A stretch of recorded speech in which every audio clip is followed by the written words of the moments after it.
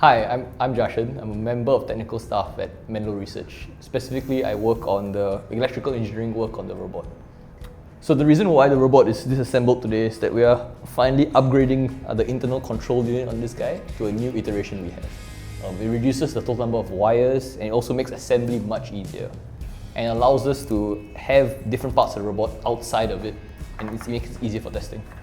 First, we started dismantling it from the waist. And that's one of the main regions, the two halves attached together. Actually, it's just 5 screws over here. That's what you see at this junction over here. When you take it out, then the two halves just separate instantly. So the main thing we're changing is what we call the motion control board. We've modified it such that the motion control board itself is not where the connections go to. We have an additional board on top of it called the power distribution board. So now both data and power goes through the exact same connector. This really simplifies the entire assembly chain as well as reduces the total number of unique wires you have to make for the robot. This was the previous wiring harness which went from the waist to the board. As you can see here, you had one power connector and then separate data lines. And over here, you had to make like this weird triangle formation to get everything connected. Compare this to the new harness with the new board. It's just the same connector, replicated 3 times.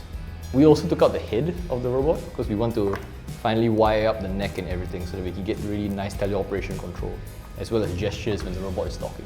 We are changing how our head is designed. So previously you had the ports exposed here on the back, and this is how we expected users to connect things. But the problem with this was that you ended up with cables sticking out, and when the robot falls down, as you can see over here very tragically, you end up with a board that gets bent in half.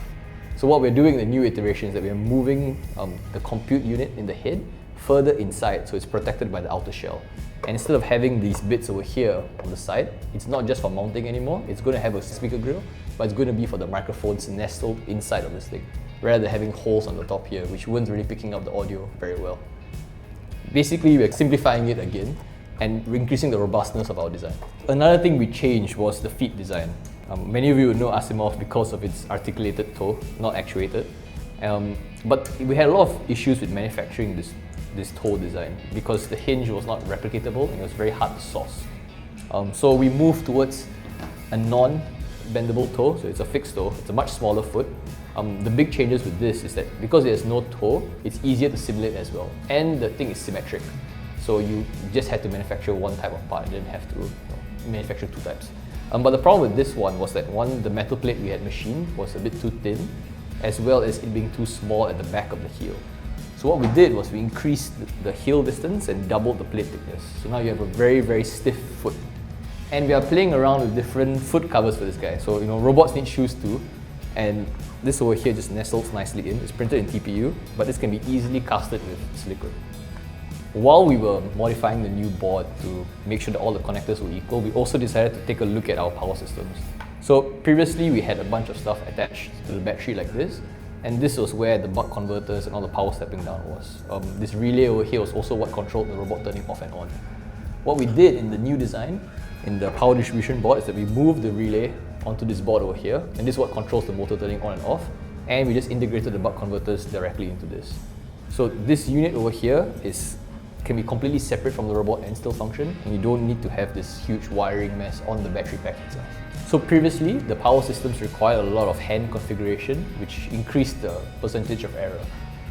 We've designed the new board such that it's a lot more plug and play, so as soon as you take it out of the box and put it together, everything just works.